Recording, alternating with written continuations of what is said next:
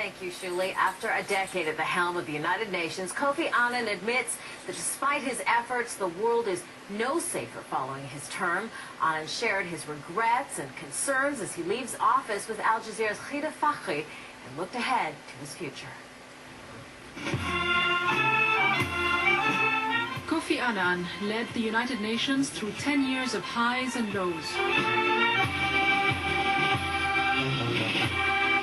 His biggest regret remains the U.S. invasion of Iraq.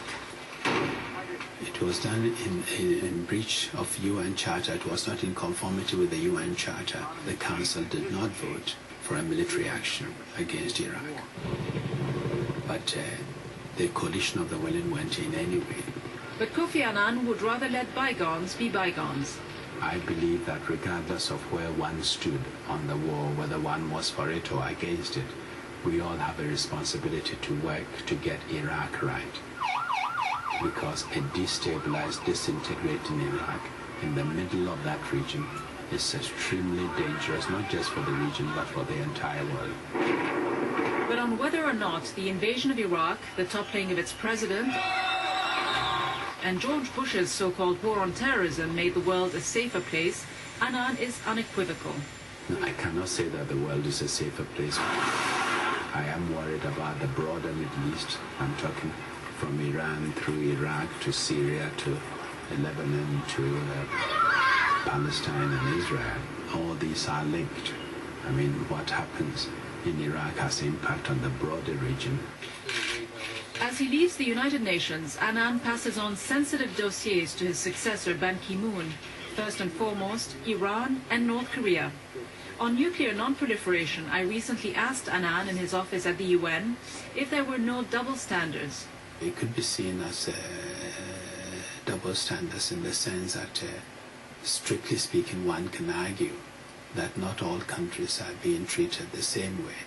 Disarmament and non-proliferation go hand in hand. Both are essential. Both must move forward. And in fact, if the nuclear states had moved aggressively to disarm and set the example, that action in itself would have had an impact on non-proliferation. Kofi Annan, the Nobel Peace Prize laureate, has embodied the international community through a decade of challenges and crises that have undermined the UN's authority. But even after he leaves the UN, Annan wants to continue his public service.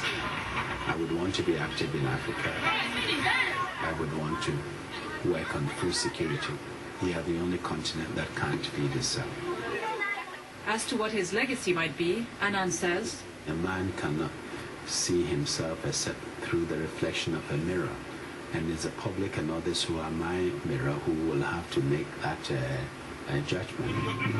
But I hope at the end they will conclude that I did try to make the UN as effective and as efficient as possible. Ghida Fakhri, Al Jazeera.